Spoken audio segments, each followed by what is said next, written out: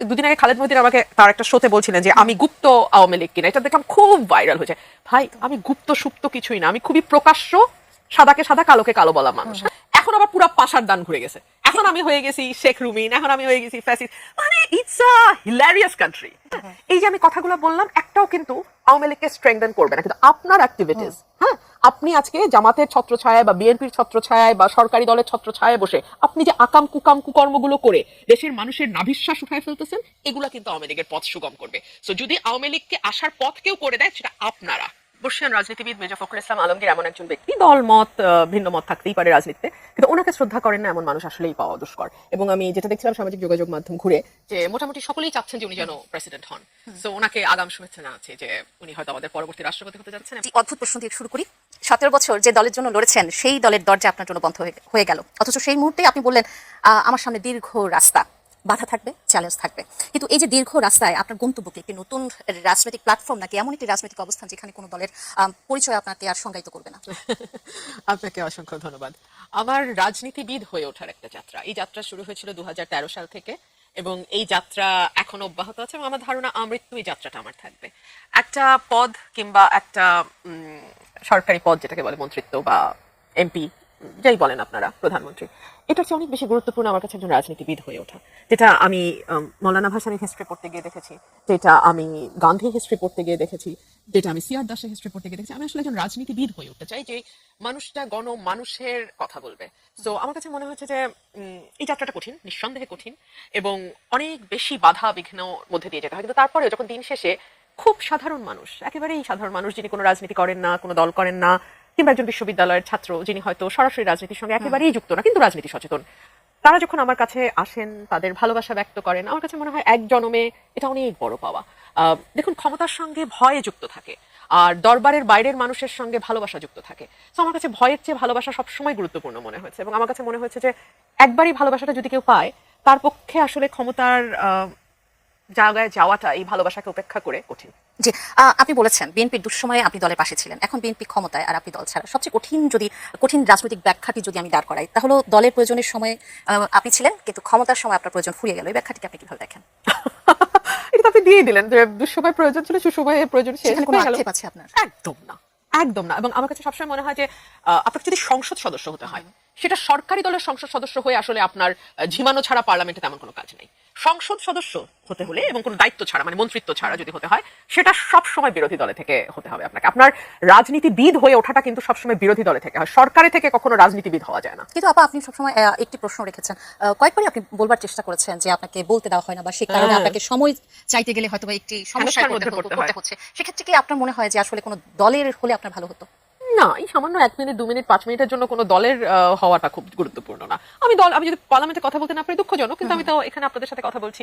হয়তো আগের মতো এত কথা এখন আর বলি না, আমার টাইম কনস্ট্রেইনের ব্যাপার আছে, আমার প্রফেশনে অনেকদিন পর আমি আবারও ফুল মনোযোগ নিয়ে ফিরে গেছি, সো আমার সেটারও একটা ব্যস্ততা, চরম ব্যস্ততা আছে। তারপরে তো বলা যায়, চাইলেই বলা যায়। আপনাকে নিয়ে শেখ রুমিন ধরনের রাজনৈতিক ট্যাগও ব্যবহার করা হয়। আগে আওয়ামী লীগের বিরুদ্ধে আপনার কঠোর অবস্থান ছিল, এখন অনেকে ন্যারেটিভ দেয় যে আপনি আওয়ামী লীগের কোনো অধিকার বা ন্যায্যতার প্রশ্নে কথা বলেন সবসময়। আচ্ছা, রাজনীতিতে একজন মানুষকে সবসময় আমাদের লোক, ওদের লোক, এই যে ট্যাগ দেওয়া বা দুটি বক্সের মধ্যে রাখা, এর বাইরে কি যাওয়া সম্ভব নয়? এখন শুধু তো রাজনীতি না, এখন বিষয়টি ছড়িয়ে গেছে সর্বক্ষেত্রে। আপনার সাংবাদিকতার জায়গা থেকে যদি আমি বলি, আপনার বক্তব্য যদি পছন্দ না হয়, মুহূর্ত মাত্র লাগবে না আপনাকে তার পছন্দ মতো একটা ট্যাগ দিয়ে দিতে। আজকে আমি খবরে দেখছিলাম রাজশাহীর দিকে, সম্ভবত আমি এখন চেক করে আরো ভালো বলতে পারবো, আদালত ভাঙচুর হয়েছে, কারণ বিচারক বলেছিলেন লোডশেডিং এর ব্যাপারে সম্ভবত, এবং এই বক্তব্যকে রাষ্ট্রবিরোধী বক্তব্য বলে আদালত ভাঙচুর হয়েছে। সো আপনি বুঝতেই পারেন যে আমাদের মত প্রকাশের স্বাধীনতাটা কোথায় গিয়ে দাঁড়িয়েছে, সংকুচিত। এভরি সিঙ্গল ডে সুপ্রিম কোর্টে এজি অফিসে যারা নিয়োগ পায় নাই বা যাদেরকে বাদ দেওয়া হয়েছে, এভরি সিঙ্গল ডে তারা সুপ্রিম কোর্টের সামনে ব্যাপকভাবে সমাবেশ করছে, এভরি সিঙ্গল ডে। এরকম তো ছিল যে আদালত প্রাঙ্গণে আসলে কোনো মিছিল মিটিং করা যাবে না। দেখুন, আমরা না এরকম আসলে কখনো দেখি নাই যে অ্যাটর্নি জেনারেলের অফিসে অ্যাটর্নি জেনারেলের সঙ্গে বাগবিতণ্ডা, হয়তো হাতাহাতি হয়ে তারপরে মানে দুটো ভাগ হয়ে গেছে, এরকম আমরা দেখি নাই। আওয়ামী লীগ আমলে আমরা প্রথম দেখলাম ইলেকশন ম্যানিপুলেশন, বারের ইলেকশন ম্যানিপুলেশন, এবং সেটা একেবারে পুলিশ এনে, বাইরের লোক এনে এই নোংরামিটা তারা বারে, সুপ্রিম কোর্ট বারে এই নোংরামিটা আওয়ামী লীগ করেছে। এখন আমরা দেখতে পাচ্ছি আরো ভয়ঙ্কর, কোর্টে কোর্টে গিয়ে হুমকি দেওয়া হয় দেখা যায় না সেই হুমকি এজি অফিস থেকে দেয়া হয়, ডিএজিদের আচরণ আমরা কোর্টে কোর্টে দেখি। একটা মানে খুব স্ট্রং একটা যে সার্ভিলেন্সের মধ্যে জজ সাহেবদেরকে রাখা হয়, এটা কিন্তু আমরা বুঝি। এবং ওনাদের যে হেজিটেশন একটা রিলিফ দেওয়ার ক্ষেত্রে, ওনাদের যেই চিন্তা যাচ্ছে এই রিলিফটা দিলে আবার কি হয়, কথায় কথায় অ্যাপেলেট ডিভিশনে গিয়ে ওটাকে স্টে করে দেওয়ার যে চেষ্টা আমরা সরকারের তরফে দেখি। এবং যে এই জজ সাহেবটা হয়তো একটু বেশি রিলিফ দিচ্ছেন, যে এই জজ সাহেবটা হয়তো প্রো বেঞ্চ, মানে লয়ারদের প্রতি সিম্প্যাথেটিক, হ্যাঁ, ক্লায়েন্টদের প্রতি সিম্প্যাথেটিক, সঙ্গে সঙ্গে তার বেঞ্চ চেঞ্জ করে দেওয়া, এগুলো তো আমরা দেখছি। সো এগুলো কোনো ভালো বার্তা দেয় না। আমরা না স্বাধীন বিচার বিভাগ নিয়ে দীর্ঘ সময়ে সংগ্রাম লড়াই করলাম, আমরা না সেই মাজদার হোসেন 1999 সালের সেই জাজমেন্টকে ইমপ্লিমেন্ট করার জন্য শেখ হাসিনা আমলে জাজমেন্ট দিল, হলো না। খালেদা জিয়ার শাসন আমল গেল 1 থেকে 6, 2001 থেকে 6, হলো না। আবার 1/11 সময় কিছুটা আসলো, কিন্তু 8 থেকে 24 একেবারে শেখ হাসিনার সময়টা পুরোপুরি জুডিশিয়ারিকে কন্ট্রোলড অ্যান্ড পলিটিসাইজ করা হলো। এখন আবার দেখছি ভীতির একটা সংস্কৃতি চালু। সো আপনি আমাকে বলেন যে আমি একজন আইনজীবী হিসেবে, বাংলাদেশের একজন নাগরিক হিসেবে আমার মানে স্যাটিসফ্যাকশনের জায়গাটা কোথায়? আজকে একটা ভেরি ইন্টারেস্টিং খবর এসেছে, প্রধানমন্ত্রীর আপন খালাতো ভাই, তার পেট্রোল পাম্প মনে হয় আছে 1 কোটি সামথিং লাখ টাকা ওইখান থেকে ছিনতাই করে নিয়ে যাওয়া হয়েছে, এখন অপরাধী ধরা পড়ে নাই। সো এই দেশের ল অ্যান্ড অর্ডার সিচুয়েশন বলেন, জুডিশিয়ারির অবস্থা বলেন, আমাদের এই 5 মিনিটের আলোচনায় তো আমার মনে হয় ক্লিয়ার। একটি বিশ্লেষণে বলা হয়েছে যে জুলাই আন্দোলনের তরুণরা ছিলেন ফ্রাস্ট্রেটেড অ্যাচিভার্স, যারা শিক্ষিত, দক্ষ, উচ্চাকাঙ্ক্ষী হয়েও যোগ্য চাকরি, মর্যাদা বা সামাজিক সুযোগ পাননি। আপনার কি মনে হয় শেখ হাসিনা সরকারের সবচেয়ে বড় ভুল ছিল এই নতুন প্রজন্মের যে মনের ক্ষোভ বা আকাঙ্ক্ষা বুঝতে না পারা? এটা আওয়ামী লীগের যেমন ভুল ছিল, এই ভুলটা কিন্তু এখনো কন্টিনিউ হচ্ছে। আমার কিন্তু মনে হয় না যে এই সরকারও খুব ভালোভাবে আমাদের নতুন প্রজন্মের ভাষা বুঝতে পারছে। এখানে একটা বিরাট ব্যর্থতা, নতুন প্রজন্মের যে মুখগুলোকে আমরা সামনে দেখেছি তাদের, আমি কিন্তু পুরো প্রজন্মকে একদম বলবো না, এই সামনে যাদেরকে দেখেছি তাদের উপরে কিন্তু মানুষ অনেক বেশি আস্থা রেখেছিল। কিন্তু যখন দেখা গেল বন্যার্তদের ত্রাণের টাকার হিসাব নাই, যখন দেখা গেল ইচ্ছে মতন চাঁদাবাজি, মববাজি, ধর্মীয় উগ্রবাদের উত্থান, যখন দেখা গেল মেয়েদের উপরে মরাল পুলিশিং চলছে, যখন দেখা গেল মুক্তিযুদ্ধকে 24-এর বরাবর কিংবা কোনো কোনো জায়গায় খাটো করবার চেষ্টা হচ্ছে, যখন দেখা গেল আওয়ামী লীগ দমনের নামে ঠিক আগের সংস্কৃতির চর্চা হচ্ছে আরো খারাপ ভাবে, যখন দেখা গেল সাধারণ মানুষের জীবনের নিরাপত্তা হুমকির মুখে পড়ে যাচ্ছে, তখন মানুষ ভাবলো যে তাহলে এই বিপ্লবে আমরা কেন পথে নেমেছিলাম, এই অভ্যুত্থানের শরিক কেন হয়েছিলাম? কেবল চাঁদাবাজের মুখ পরিবর্তনের জন্য? ঠিক এক্স্যাক্টলি এই হেডলাইন এসছে প্রথম আলোতে যে এক চাঁদাবাজির চেহারা বদলেছে কিন্তু অবস্থার পরিবর্তন হয়নি। যখন মির্জা ফখরুলের মতন অত্যন্ত প্রভাবশালী এবং বর্ষিয়ান রাজনীতিবিদ, যিনি হয়তো রাষ্ট্রপতি হতে যাচ্ছেন, তিনি পর্যন্ত বলছেন কোথাও কোনো পরিবর্তন নাই, শুধুমাত্র প্রধানমন্ত্রীর মধ্যে পরিবর্তন দেখেছেন। হ্যাঁ, মানে অল্প মূল্যের শর্ট পড়া, কিংবা ধরেন 14টা জায়গা গাড়ির জায়গায় 4টা গাড়ি ইউজ করা, জ্বালানি সাশ্রয়ের জন্য এসি 25-এর মধ্যে রাখা, এতে আসলে আপনার আমার কি লাভ হচ্ছে আমি ঠিক জানি না। তবে হ্যাঁ, মানে উনি যেহেতু দল করেন ওনাকে বলতে হচ্ছে কথাগুলো, বাট দ্য রিয়ালিটি রিমেইনস যে আমার আপনার জীবনের আসলে কোনো পরিবর্তন হয়নি।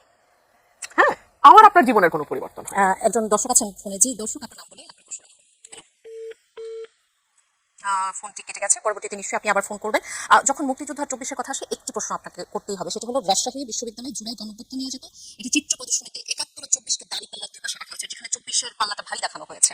শিল্পী বলছেন এটি প্রতীকী, মুক্তিযুদ্ধকে খাটো করার উদ্দেশ্য ছিল না। কিন্তু এই যে 71 এবং 24-কে বারবার মুখোমুখি করা হয় এবং 71-কে খাটো করবার যে প্রবণতা দেখা যায় অনেক সময়, এটি কি অশনি সংকেত নয়? আপনার মনে হয় না যেটা করাই হয় আওয়ামী লীগকে আরো বেশি স্ট্রেংথেন করার জন্য, এবং এর মধ্যে দিয়ে আওয়ামী লীগ আবারও বলার সুযোগ পায় যে মুক্তিযুদ্ধ এবং তার চেতনা কেবলমাত্র তাদের হাতেই নিরাপদ? অর্থাৎ যারা আওয়ামী লীগ করে এবং আওয়ামী লীগের ফলোয়ার্স, সাপোর্টার্স, ওয়ার্কার্স, তার বাইরে আর কেউ মুক্তিযুদ্ধকে ভালোবাসে না, ধারণ করে না, লালন করে না, শ্রদ্ধা করে না, সম্মান করে না, তাই না? ঠিক যেভাবে চাঁদাবাজি, ঠিক যেভাবে মববাজি, ঠিক যেভাবে নারীর প্রতি সহিংসতা, আইন শৃঙ্খলা পরিস্থিতির অবনতি, জুডিশিয়ারির উপর হামলা, এই সব কিছুর মধ্যে দিয়ে আমরা আওয়ামী লীগকে আবারও ফিরিয়ে আনবার পথ অনেক বেশি সুগম করি। একইভাবে মুক্তিযুদ্ধকে যখন আমরা 24-এর সঙ্গে মুখোমুখি করি, আবারও আমরা সেই আওয়ামী লীগকে অনেক বেশি শক্তিশালী করে দেই এবং আমরা প্রাসঙ্গিক, এবং আমরা আবারও আমাদের অ্যাক্টিভিটিস এর মধ্যে দিয়ে সেই শেখ হাসিনা যেটা বলতেন যে আওয়ামী লীগের হাতেই মুক্তিযুদ্ধ নিরাপদ, এর বাইরে আর কারো হাতে না, সেটাকেই কিন্তু আমরা স্টাবলিশ করি। এখন এই কথাগুলো যেমন দুদিন আগে খালেদ মহিউদ্দিন আমাকে তার একটা শোতে বলছিলেন যে আমি গুপ্ত আওয়ামী লীগ কিনা, এটা দেখলাম খুব ভাইরাল হয়েছে। ভাই, আমি গুপ্ত সুপ্ত কিছুই না, আমি খুবই প্রকাশ্য সাদাকে সাদা কালোকে কালো বলা মানুষ। হ্যাঁ, এই যে আমি কথাগুলো বললাম, একটাও কিন্তু আওয়ামী লীগকে স্ট্রেংথেন করবে না, কিন্তু আপনার অ্যাক্টিভিটিস, হ্যাঁ, আপনি আজকে জামাতের ছত্রছায়ায় বা বিএনপির ছত্রছায়ায় বা সরকারি দলের ছত্রছায়ায় বসে আপনি যে আকাম কুকাম কুকর্মগুলো করে দেশের মানুষের নাভিশ্বাস উঠায় ফেলতেছেন, এগুলো কিন্তু আওয়ামী লীগের পথ সুগম করবে। সো যদি আওয়ামী লীগকে আসার পথ কেউ করে দেয়, সেটা আপনারা। আর যদিও আমি ব্যক্তিগতভাবে কোনো রাজনৈতিক দল কাগজে কলমে নিষিদ্ধের পক্ষে না, এটা আমি জামাত নিষিদ্ধের সময় থেকে বলে আসতেছি, মানে তখন কিন্তু আমাকে বলা হয়তো আমি আইএসআই, তখন বলা হয়তো আমি জামাত শিবির, তখন বলা হয়তো আমি রাজাকার, এক্সেট্রা এক্সেট্রা এক্সেট্রা। এখন আবার পুরো পাশার দান ঘুরে গেছে, এখন আমি হয়ে গেছি শেখ রুমিন, এখন আমি হয়ে গেছি ফ্যাসিস্ট। মানে ইটস আ হিলারিয়াস কান্ট্রি। এই দেশে মানুষের কোনো মানে একটু চিন্তা করেন ভাই, একটা কথা বলবেন, দুটো মিনিট চিন্তা করেন। অবশ্যই। দুজন দর্শক আছেন, প্রথমজন জি হ্যালো, আপনার নাম বলে আপনার প্রশ্নটি রাখুন। আসসালামু আলাইকুম, আমি মোহাম্মদ দেলোয়ার হোসেন পটুয়াখালী থেকে বলছি। জি বলুন। দেলোয়ার হোসেন, আমরা আপনাকে শুনতে আমার পাচ্ছি। প্রশ্নটা হচ্ছে রুমিন ফারহানার আপার কাছে, যে আমরা সাধারণ জনগণ বিদ্যুৎ বিল ডাবল দিচ্ছি, কিন্তু 24 ঘন্টার ভিতরে 22 ঘন্টা বিদ্যুৎ পাচ্ছি না, রাত্রে বাচ্চা নিয়ে আমাদের কাঁপতে হয়। এই বিষয়ে আপনি জাতীয় সংসদে কথা বলবেন কিনা? 2 নম্বর প্রশ্ন হচ্ছে যে ফেসিস গেল, সে বিদায় নিয়ে গেল, কিন্তু বাংলাদেশের অস্তিত্ব ইতিহাস 32 নম্বর ভাঙচুর হলো, বাংলাদেশের সোনার ছেলেরা আর্মিরা তাকিয়ে তাকিয়ে হাসলো আর দেখলে। ডক্টর ইউনূস এবং তার প্রেস সচিব শফিকুল আলম বলল এরা প্রেসার গ্রুপ, তো তাহলে সন্ত্রাসী তারা উস্কে দিলেন। এবং বর্তমান সরকার কাপি ক্যাপ টিয়ার পিসিবি ফ্যামিলি ক্যাপ কৃষি কাজ দিচ্ছে, কিন্তু দলীয় কর্মী ছাড়া, মুসলিমের কিছু লোক ছাড়া বাইরের সাধারণ জনগণ পাচ্ছে না। আসলে এটা কি আসলে কি নতুন বাংলাদেশের নমুনা? বুঝতে পেরেছি আমরা। অসংখ্য ধন্যবাদ দেলোয়ার হোসেন আপনাকে আপনার ফোনটি করবার জন্য। যে আরেকজন আছেন দর্শক, জি দর্শক আপনার নাম বলে আপনার প্রশ্নটি রাখুন। হ্যালো হ্যালো, ওয়ালাইকুম আসসালাম, জি বলুন আপনার নাম বলে প্রশ্নটি রাখুন। জি হুমান, আমি রুমিনাপার একজন, শুনতে পাচ্ছি আমরা। আমি রুমিনাপার একজন পরিচিত মুখ। আমি জানতে চাচ্ছি রুমিনাপা কি আবার আমাদের দলে ফিরে আসবেন কিনা। অসংখ্য ধন্যবাদ আপনার প্রশ্নের জন্য। এই প্রশ্নটি দিয়ে আমি শুরু করতে চাই আপনার কাছে, যেই প্রশ্ন দিয়ে আমি শুরু করেছিলাম সেই প্রশ্ন ঘুরে ফিরে আসছে। এখন যদি বিএনপি থেকে এমন বলা হয় যে আপনি আবার দলে ফিরবেন কিনা, আপনি কি ফিরবেন? ফিরলে তো আমি অন্য স্বতন্ত্ররা যখন চিঠি দিয়েছে আমি চিঠি দিতাম, আমার যদি ফেরার ইচ্ছা থাকতো আমি চিঠি দিতাম। সো ফিরবার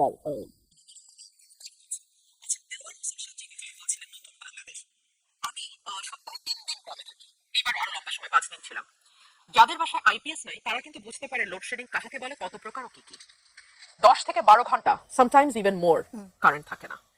এবং বলা হয় যে তার ছিঁড়ে গেছে, মানে আশুগঞ্জের, মানে আমি আমার এলাকায় বলছি, বিদ্যুৎ কেন্দ্রের কোনো সমস্যা হয়েছে এক্সেট্রা এক্সেট্রা। কিন্তু দ্য ফ্যাক্ট রিমেইনস 12 থেকে 14 ঘন্টা, 10 থেকে 12 ঘন্টা বিদ্যুৎ থাকে না। লোডশেডিং, জি।